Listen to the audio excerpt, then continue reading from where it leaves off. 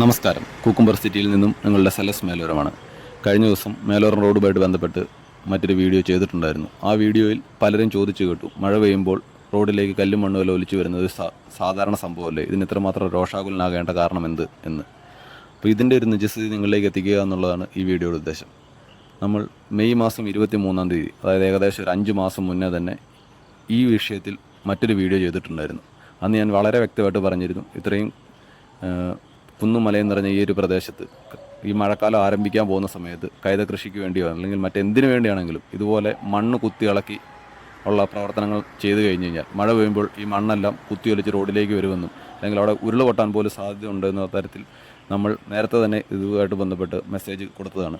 ഇത് നമ്മൾ കൊക്കയാർ പഞ്ചായത്തിൽ പരാതിപ്പെട്ടു, കൊക്കയാർ വില്ലേജിൽ പരാതിപ്പെട്ടു, പെരുവന്താനം പോലീസ് സ്റ്റേഷനിൽ പരാതിപ്പെട്ടു, പീരുമേട്ടിൽ മണ്ണ് സംരക്ഷണ വകുപ്പിൽ പരാതിപ്പെട്ടു, പീരുമേട് തഹസിൽദാർക്ക് പരാതി കൊടുത്തു, ജില്ലാ കളക്ടർക്ക് പരാതി കൊടുത്തു, മുഖ്യമന്ത്രിക്ക് ഓഫീസിൽ നമ്മൾ മെയിൽ അയച്ചു, പ്രധാനമന്ത്രിക്ക് വരെ നമ്മൾ ഇതുമായിട്ട് ബന്ധപ്പെട്ടിട്ടുള്ള മെയിൽ അയച്ചു, മനുഷ്യാവകാശ കമ്മീഷൻ ഇതുമായിട്ട് ബന്ധപ്പെട്ട് മെയിൽ അയച്ചു.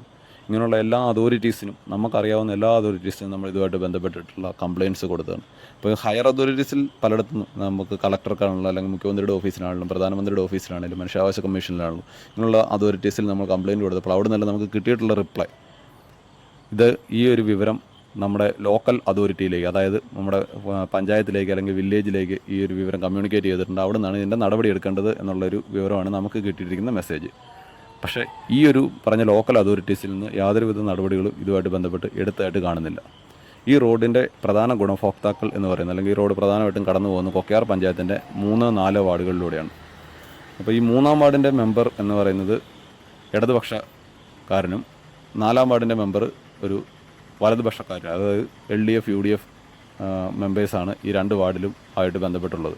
ഈ 2 പേരുടെയും ഭാഗത്തുനിന്ന്, അതായത് അല്ലെങ്കിൽ യാതൊരുവിധ രാഷ്ട്രീയ കക്ഷികളുടെയും ഭാഗത്തുനിന്ന് ഇതുമായിട്ട് ബന്ധപ്പെട്ട് ഇത്രയും നാളുകളായിട്ടും യാതൊരുവിധ പ്രതികരണങ്ങളും ഉണ്ടായിട്ടില്ല എന്നുള്ളതാണ് വേദനാജനകം.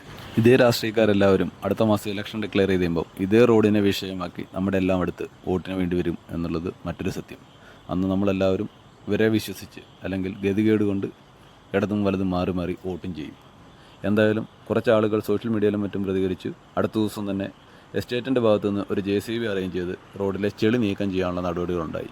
പക്ഷേ ഇവർ ഈ വീഡിയോയിൽ വളരെ വ്യക്തമാണ്, JCBക്ക് ഇവർ ചെളി നീക്കുന്ന കൂട്ടത്തിൽ തന്നെ റോഡിൽ അവശേഷിക്കുന്ന ബാക്കി ടാറും കൂടെ അവർ നീക്കിയാണ് പോകുന്നത്. ഇപ്പോഴും കുറച്ച് കല്ലും മാറി എന്നുള്ളതല്ലാണ്ട് ഇപ്പോഴും റോഡിൻ്റെ അവസ്ഥയിൽ വലിയ മാറ്റമൊന്നുമില്ല. നല്ല രീതിയിൽ ചെളിയായിട്ട് തന്നെയാണ് റോഡ് കിടക്കുന്നത്. അതുമാത്രമല്ല, ഈ വീഡിയോയിൽ വ്യക്തമായിട്ട് കാണുന്ന മറ്റൊരു സീനുണ്ട്. ഈ ചെളി ഇവർ കൊണ്ട് തള്ളിയിരിക്കുന്നത് ഇപ്പോൾ നിലവിൽ മറ്റൊരു വീടിൻ്റെ മുറ്റത്തേക്കാണ്. അവിടെ ആൾതാമസം ഇല്ലെങ്കിൽ പോലും ഒരു വ്യക്തിയുടെ വീടിൻ്റെ മുറ്റത്തേക്കാണ് ഈ ചെളി കൂടുതലും അവർ കൊണ്ട് തള്ളിയിരിക്കുന്നത്.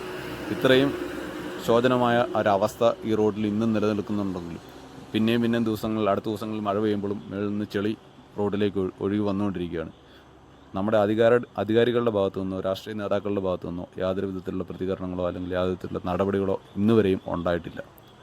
അധികാരികളോട് ഇതുമായിട്ട് ബന്ധപ്പെട്ട് പരാതികൾ പറഞ്ഞിട്ട് യാതൊരു പ്രയോജനവുമില്ല എന്ന് വ്യക്തമായതുകൊണ്ട് മാത്രം ഇത് സോഷ്യൽ മീഡിയയിലൂടെ പൊതുജനങ്ങളിലേക്ക് എത്തിക്കുന്നു എന്ന് മാത്രം. ശമ്പളം കൊടുക്കുന്നത് ജനങ്ങളാണെങ്കിലും കിമ്പളം കൊടുക്കുന്നത് കുര്യൻ മുഹമ്മദ് അലിയൊക്കെ അല്ലേ? അപ്പോൾ പിന്നെ ഇതൊക്കെ നടക്കുകയുള്ളൂ.